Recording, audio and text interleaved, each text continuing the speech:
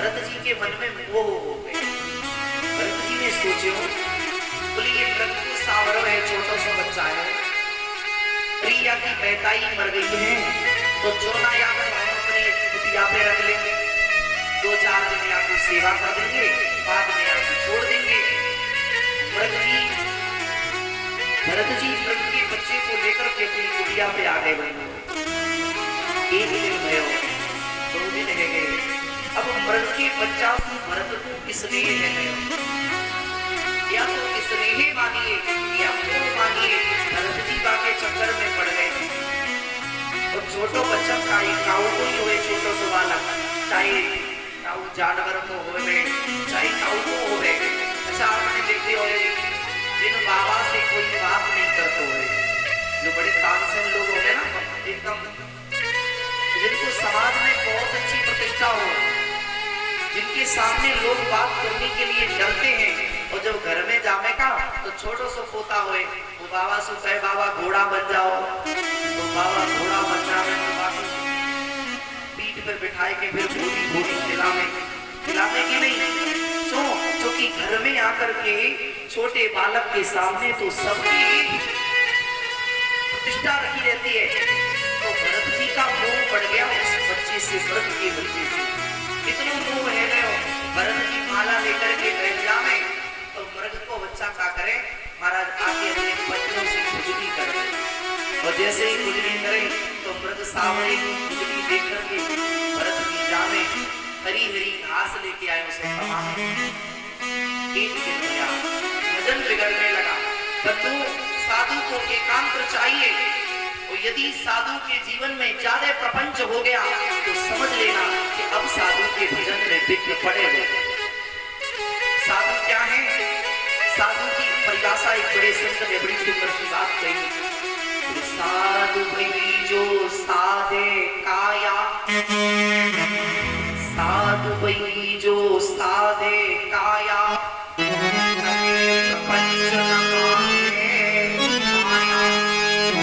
ज्यादा प्रपंच नहीं करना चाहिए। कितना होना चाहिए? कितना होना चाहिए कि आज पाले और कल को ठाकुर जी देखेंगे। अच्छा, आज की व्यवस्था ये भी है कि अगर आश्रम है, गौशालाएं हैं, तो संतों को व्यवस्था करनी चाहिए, क्योंकि भाई बिना माया के काम होएगो नहीं, ठाकुर सेवा। अच्छा, भरत जी महाराज उस मृग के चक्कर में पड़ गए। ऐसे चक्कर में पड़े कि एक दिन की बात, भरत जी भजन करने बैठे, कोई अनुष्ठान करे और मृग के बच्चे ने आकर के ऊपर से खुजली करने लगे। और जैसे ही खुजली करने लगे तो भरत जी को लगे, बोले अब क्या करना है, जाके ले घास ले आऊं, सो माला उठा के रख दी। अच्छा, दया नहीं करे तो संत कसाई, और दया करी तो आफत आई। भरत जी गए हरी हरी घास लाने, और तब तक मृग के बच्चे को मृग का झुंड दिखाई दे गए। वाने मन में सोची, बोले हम जब बाबा के चक्कर में पड़े, ये सब मेरी जाति के लोग हैं, इनमें जाकर के रहूंगो, खुले आसमान के नीचे आराम से चुपूंगो फिरूंगो, या महात्मा के चक्कर में अपने जीवन को क्यों बर्बाद करूं। तो मृग को बच्चा चलो गयो। भरत जी आए, इतना स्नेह है गयो उस मृग के बच्चे से, इतनो स्नेह है गयो कि महाराज भरत जी रोए लगे। भरत जी बोले, हे मृग की सावरी, मेरे प्रेम में कौन सी कमी रह गई जिसके कारण से तुमको तज के चलो गयो। अरे तेरे लिए तो मैंने भजन भी छोड़ दिया, देख जिस भजन के लिए मैंने अपने बालकन को छोड़ दयो, अपने मन को छोड़ दयो, अपनी प्राण प्रिया पत्नी को छोड़ दयो, घर परिवार को छोड़ दयो, और तेने मोह को त्याग दयो। मैंने राम के लिए दुनिया छोड़ दी, लेकिन तेने जब मैंने वहां राम को साइड पे करो, तब मैंने 200 प्रेम करो, है ना। और जब 200 प्रेम करो और तेने देख वो ही छोड़ दो, तो ये तेने अच्छो ना करो। ऐसी स्थिति में भरत जी महाराज की काल का झपेटा लगा और भरत जी की जीवन लीला समाप्त हो गई। जैसे ही जीवन लीला समाप्त हुई तो गीता जी कहती है, अंत्यवती सा गति, अंत में जीव की जैसी मति होती है वैसी गति सुनिश्चित है। मन लग गया मृग में, तो भरत जी जिस समय मरे तो महाराज अगला जन्म है गयो मृग बनना पड़ा भरत जी को। कहा बनना पड़े हो? मृग। अच्छा चलो, भरत जी ने तो मृग का बच्चा पाला इसलिए मृग बनना पड़ा। आज भी लोग अपने घर में पालते हैं, क्या पालते हैं? कुत्ता पालते हैं ना। अच्छा, बाई चांस जब पेट में सोवे कुत्ता, गाड़ी में सोवे चले कुत्ता, है ना, भोजन खुद पावे तो कुत्ता को पवावे, बढ़िया से शैम्पू से नवावे कुत्ता को। अच्छा, मृत्यु के समय कई चिंतन है गयो बाई चांस, समय को कोई पता ना है तो का बनना पड़ेगा फिर? सीधी सी बात है ना?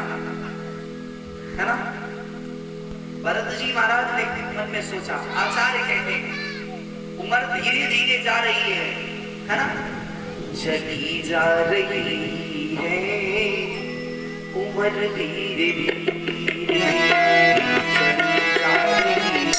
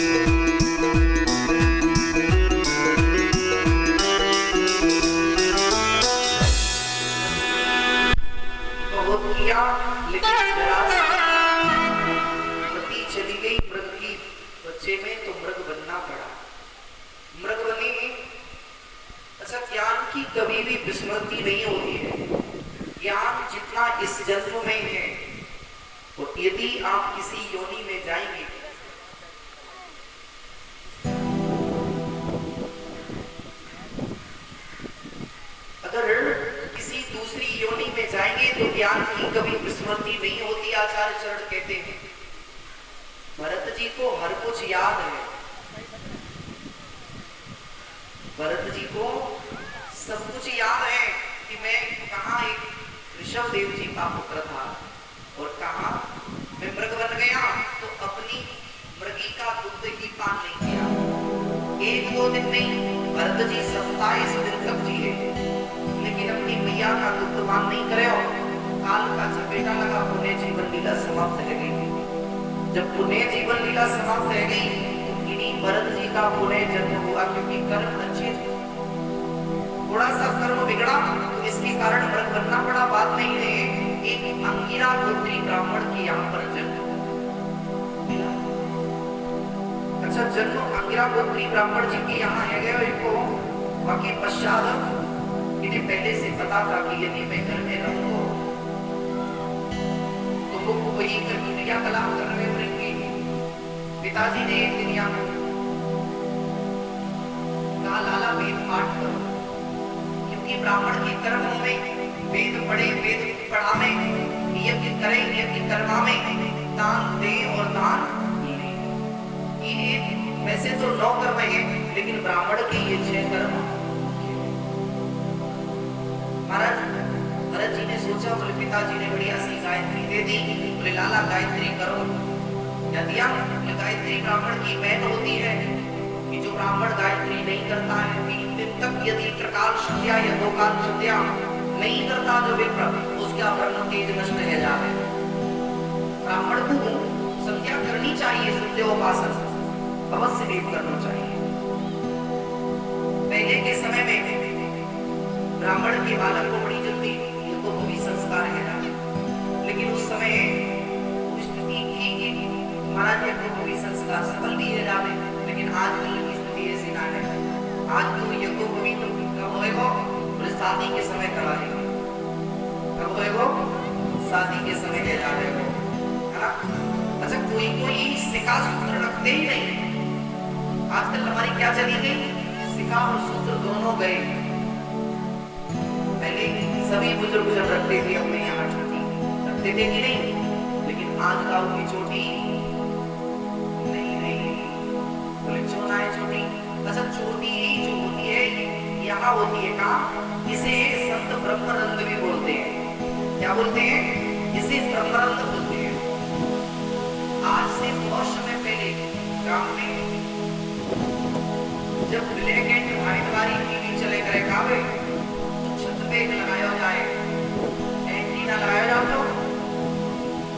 तो जैसे सेवा में कोई चीज आ रही और एंटीना गड़बड़ है, तो लोग जाते थे ना ऊपर, भैया हिलाएंगे गाँव में, इनके घर में होमे टीवी, वही सब लोग बैठ जावे, बैठ के बढ़िया रामायण जी का समय आवे, बाल्यकाल की बात बता रहा होगा, समय चुप सौदा से तो काम कई लोग इनके घर में तो लोग काम देखते जावे लेकिन अब तो सारी खबरें अपनी जेब में लेके डोल रही लोग, कोई काऊ के द्वारे जो बैठे हो, है ना? सारी व्यवस्थाएं जेब में ही है।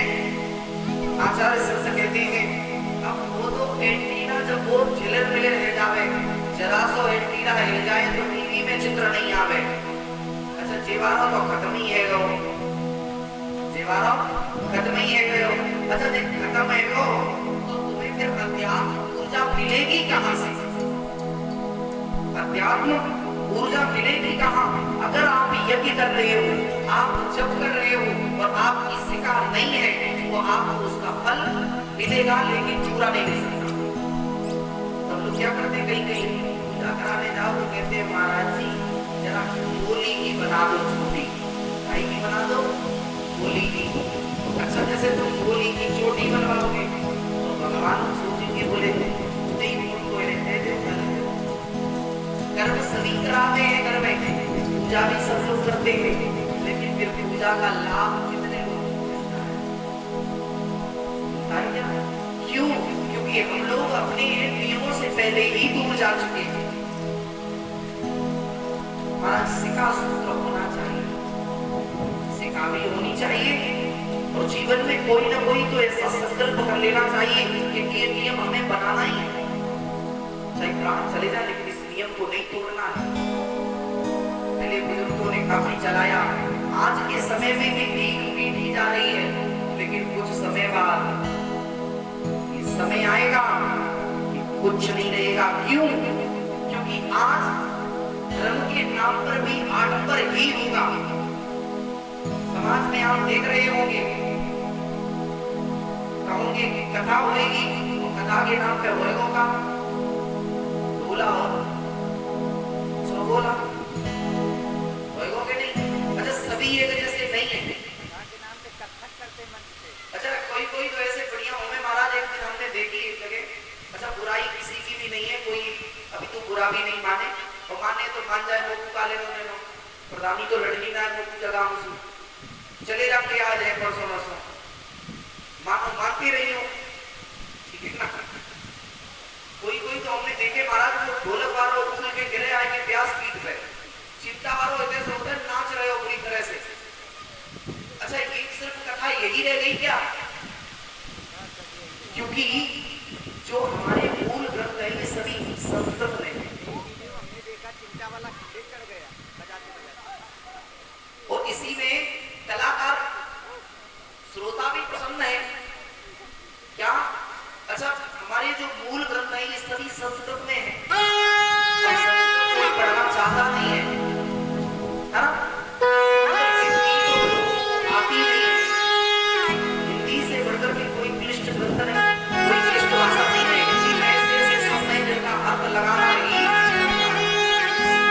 आज के समय में क्या है, तो बड़े नहीं है। संस्कृत वाली कथा होने लगे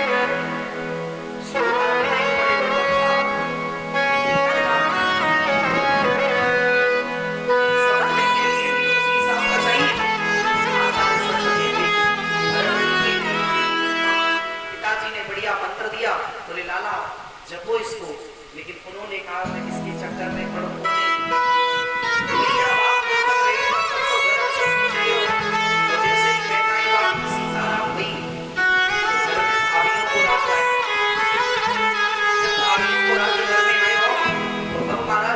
तो वो सोचने लगी कि कमाते हो आप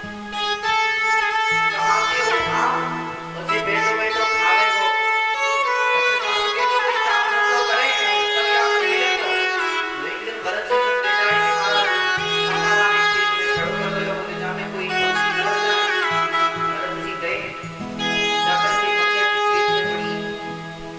मदद करी, और जैसे ही महाराज पक्षियों को उड़ाने लगे मन में एक संकल्प था, जिन प्रभु ने तो बनाया उन्हीं प्रभु जी ने पक्षियों को बनाया। जब तुम भोजन कर रहे हो तो कोई बनाए तो कैसे लगेगा? कोई बनावे हो तो मिले भी तो कष्ट होएगा कहीं ना कहीं। तो भरत की बुलाने लगे, बोले अरे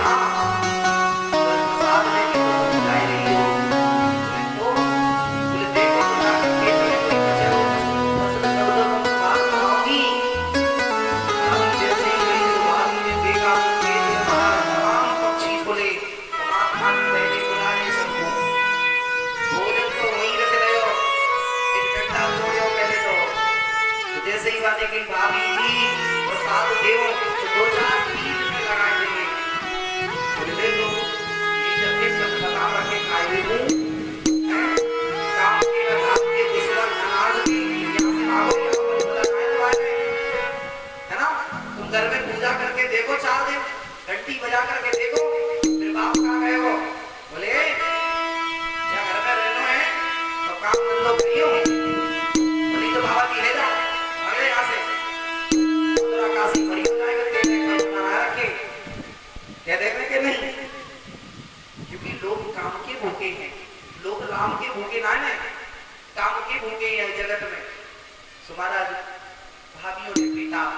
मन में आया भरत के इस जीवन से अब बोलना नहीं है किसी से। भरत जी महाराज रह गए, मौन होकर के ऐसे चले। भरत जी मन में आए कोई दे दे तो खा ले, नहीं दे तो ऐसे पकड़ वेश में घूमते अवधूत वेश में रहे। कहीं जलाशय मिल जाए तो स्नान कर ले और न जलाशय मिले तो ऐसे जंगल जंगल में घूमते रहे। देखा कि राम की सरदार ने माता भद्रकाली की सेवा की। माता रानी से प्रार्थना की कि हे मां, मेरे यहाँ पर कोई अगर बालक है जावे को तो मैं तुम्हारी एक नर बालक की बलि चढ़ाऊंगा।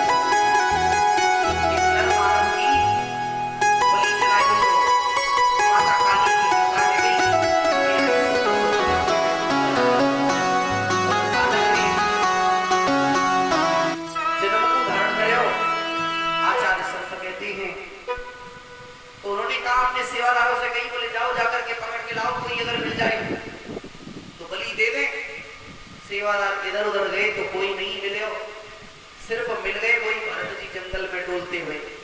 तो जैसे ही भरत जी को देखे हुए एकदम हष्ट पुष्ट से देखा, पकड़ के लाए, पहले भरत जी को स्नान बनवाया। भरत जी ने सोचा आज भगवान की बड़ी कृपा है जो स्नान बनाया जाए। पहले स्नान बनवायो, बाद में नूतन नवनीत वस्त्र धारण करवा दिए। और जैसे ही वस्त्र धारण रह गए, चंदन लगवायो, भरत जी को भोजन करवायो। बढ़िया से भोजन 2-4 दिन बाद मिले भरत जी को। तो भरत जी ने चकाचक भोजन पायो। मन में सोचो बोले भगवान की बड़ी करुणा है गई जो भोजन मिले हो। लेकिन ये भरत जी को पता ना है कि बलि वाले बकरा को पहले चराया जाए और बाद में बाकी सीताराम है जावे। अच्छा, भरत जी बिल्कुल निर्द्वंद होकर के पा रहे, भोजन पाया, कोई चिंता नहीं। जब मरने के लिए ले जाकर के खड़ा कर दिया, तलवार में तिलक लगाए गए और जैसे ही महाराज भरत जी ने जाना अब मरना ही है, तो फिर भी मन में कोई संकोच नहीं है। जिसके जीवन में सुख और दुख एक जैसा हो जाता है, ऐसा जीव ही परमहंस कहलाता है। ना तो सुख से मतलब है न दुख से मतलब है। भरत जी मरने के लिए उद्यत हो गए, लेकिन भगवान को ये बर्दाश्त ना आया। भगवान ने सोचा, माता काली से संकेत दिया प्रभु ने, बोले हे भद्रकाली, यदि आपके सामने मेरे भक्त को अपमान है गए तो दुनिया से मैं तुम्हारी पूजा बंद करा दूंगा। बोले तो बोले आज यदि तुमने मेरा कार्य कर दिया, तुमने भक्त की मदद कर दी, तो सब देवताओं की तो वर्ष में एक बार पूजा होगी, लेकिन आपकी पूजा एक वर्ष में 2 बार होगी, और वो भी 9-9 दिन होगी पूरे पूरे। तो भद्रकाली मैया ने कही मैं कर दूंगा ये काम। आज महाराज माता भद्रकाली उसी मूर्ति से प्रकट हुई, मूर्ति फटी, भद्रकाली प्रकट हुई और आते ही आते सबसे पहले डाकुओं के सरदार के सर को काटा। गरम गरम लहू मां ने पान किया, सभी डाकुओं के सरों को काटा मैया ने। सुंदर सुंदर रक्त को पान करके भरत जी को ले और भरत जी महाराज को अपना वरद हस्त फिराया। भरत जी को आशीर्वाद दे मैया ने कि लाला तू धन्य है गयो। भरत जी ने माता भद्रकाली के दर्शन किए। दर्शन करने के पश्चात भरत जी आगे को चल दिए। जैसे ही बंधुओं और माताओं भरत जी आगे को चले, इधर सिद्ध सोवीर नरेश राजा राहुगढ़ जो कपिल भगवान से जा रहा है शास्त्रार्थ करने के लिए, कपिल भगवान को अपना सदगुरु बनाने के लिए जा रहे हो। मन में आया बोले कपिल से मंत्र दीक्षा लेनी है, तो कपिल भगवान के पास जा रहा है राजा राहुगढ़, पालकी में सवार है। कभी भी तीर्थ में जाए या कहीं भी जाए, वाहनों पे बैठ के जाए, लेकिन मन में भाव यही होना चाहिए कि हम पैदल जा रहे हैं। कभी कभी हम पैसे के मद में आकर के जो लोग वैष्णो देवी जाते हैं या कहीं भी जाते हैं, क्या करते हैं बोले पैसे के चक्कर में फिर किसी के कंधे पर बैठ के जाते हैं कि नहीं। कंधे पे बैठ जावे वैष्णो देवी पे बढ़िया बैठ के पैसा तो देते हैं, मानो उनकी जीविका चल रही है, लेकिन तो किसी के ऊपर बैठने के अधिकारी तो नहीं। उनका कर्म भले ही है, लेकिन आप किसी के ऊपर बैठने के अधिकारी नहीं हो। आचार्य चरण कहते हैं भरत जी महाराज उनका ये पालकी का कहार बीमार है गयो, और जब कहार बीमार है गयो तो महाराज कोई नहीं मिला उस जंगल में, भरत जी महाराज मिल गए, तो पकड़ लिए गए। भरत जी महाराज बोले आओ अखाड़े में। अब भरत जी महाराज ही आ गए। जैसे ही भरत जी महाराज आए, कुछ भी नहीं कहा भरत जी ने,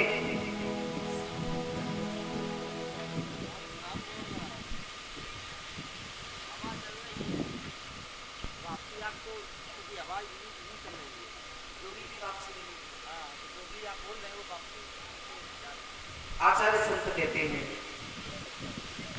भरत जी महाराज को पालकी में लगाए दे हो गए।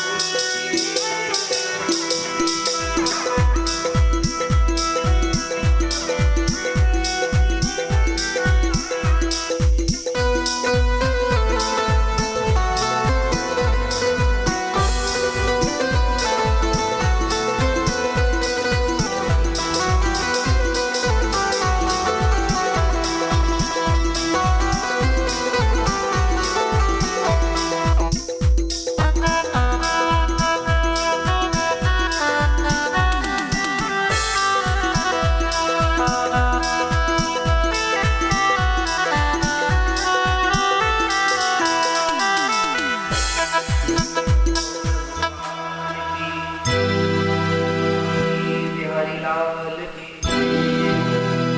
आचार्य संत कहते हैं रघुगढ़ की पालकी काटी, काहर बीमार रघुगढ़ ने कहा भैया देखो मुझे सत्संग के लिए जाना है, अब वे कहीं के लेके आओ, कोई नहीं मिला जंगल में, सिर्फ भरत जी मिले। पकड़ के लगा लिया पालकी में, भरत जी ने भी कुछ नहीं कहा कि मैं एक संत हूँ या कुछ भी हूँ।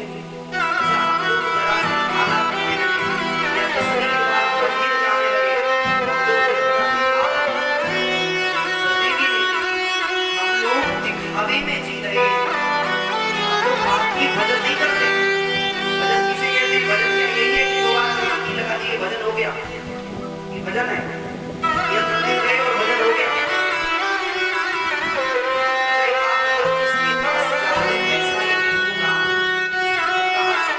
गिरेगा या अंदर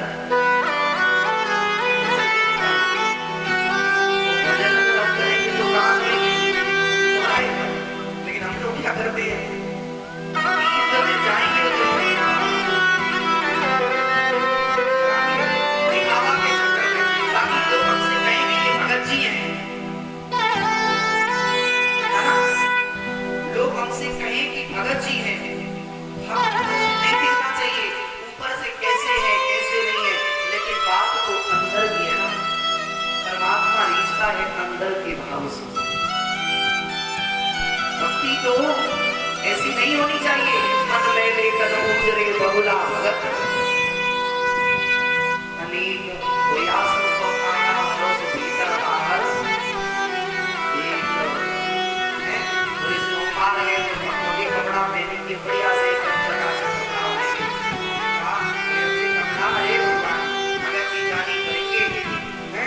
की बात है भगत जी के क्रिया का नाम देखो किसी का क्रिया का नाम देखते जीवन में दिखावा नहीं होना चाहिए।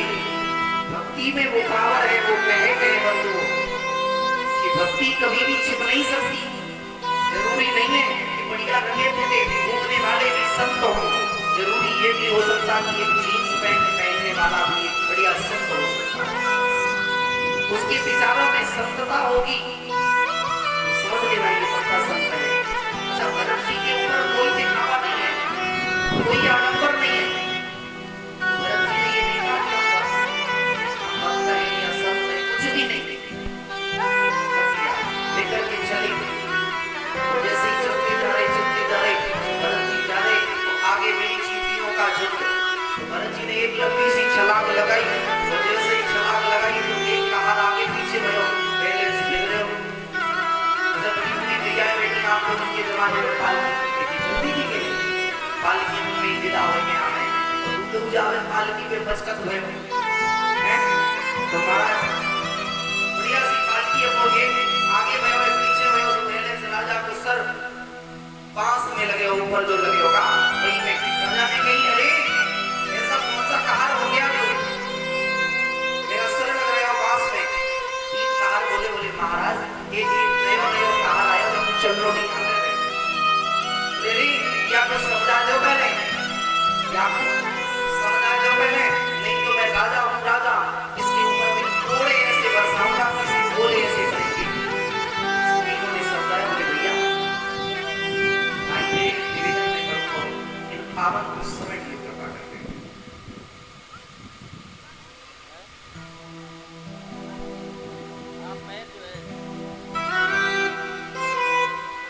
संकेत काफी है, प्रॉब्लम है इधर उधर करने कुर्सी पे बैठ जाए क्योंकि भगवान के सामने जज नहीं कर सकते। व्यास मत भक्त वत्सल भगवान की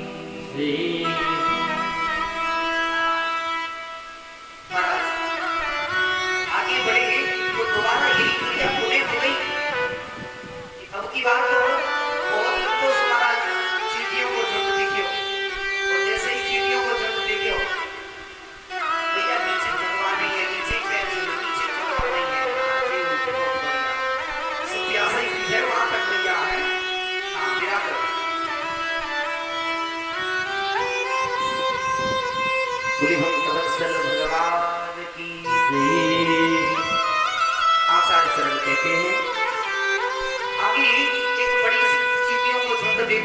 और जैसे ही बड़े सो चीटियों को झुंड दे गए सो महाराज भरत जी ने दोबारा से छलांग लगाई और जो दोबारा से छलांग लगाई पालकी गिरते होते हुई वो जमीन पर गिरी दादा जमीन पर गिर गया दादा एक जोर में उठा लिया और भरत जी को मारने के लिए उतर गया भरत जी ने सोचा कि अगर इसने मेरे पूरा मार दिया तो इसे नरक में जाना पड़ेगा क्यों क्योंकि भरत जी ने कहा पहले तो मैं ब्राह्मण हूँ दूसरा मैं संत हूँ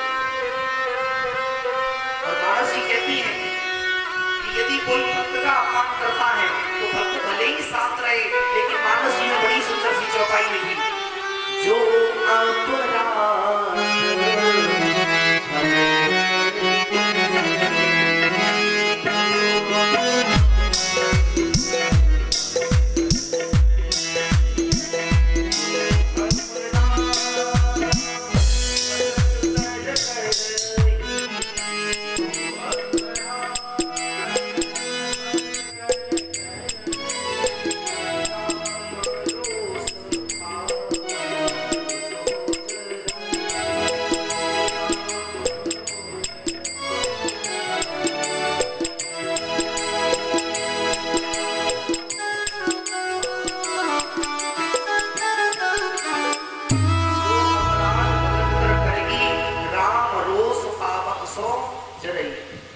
अपराध चाहिए वो मौन हो जाए संत कुछ भी ना कहे लेकिन बंधु फिर भी भगवान उसे नहीं छोड़ सकता तो कभी कभी हम लोग जरा सी पूजा करने लगे पूजा थोड़ी देर और फिर लोग क्या कहे हम लोग कभी कभी पछताते ही जासू बोले पड़ोस वाले को घाटा मिल जावे कहते हैं पड़ोस वालों आगे बड़े बोले राम करे तो ऐसो हे जावे तो ऐसो हे जावे हैं कोई तो तीर्थन में जाए भी बोल दे में पड़ोसी दुखी है जावे तो महाराज हम तो फिर पता नहीं क्या करें याद की स्थिति अच्छा एक बात बताओ किसी के पोसने से काऊ के कहने में कुछ हो जावे अच्छा हो भी सकता है कैसे हो सकता है क्योंकि महाराज कोई होता है जिसकी वाणी से हो सकता है वाणी भी एक प्रकार की नहीं है वाणी भी 4 प्रकार की होती है कितने प्रकार की 4 की संसारी जीवों की मात्र एक वाणी खुली होती है संसारी जीव की एक वाणी और ज्यादा अगर प्रयास रह जाए तो दूसरी वाणी खुल जाएगी अच्छा जिसकी प्रयास के कारण दूसरी जाग गई किसी संत महापुरुष की तीसरी है जावे तो बाकी वाणी से जो निकले उससे ही है जावे तब लोग कहते हैं ना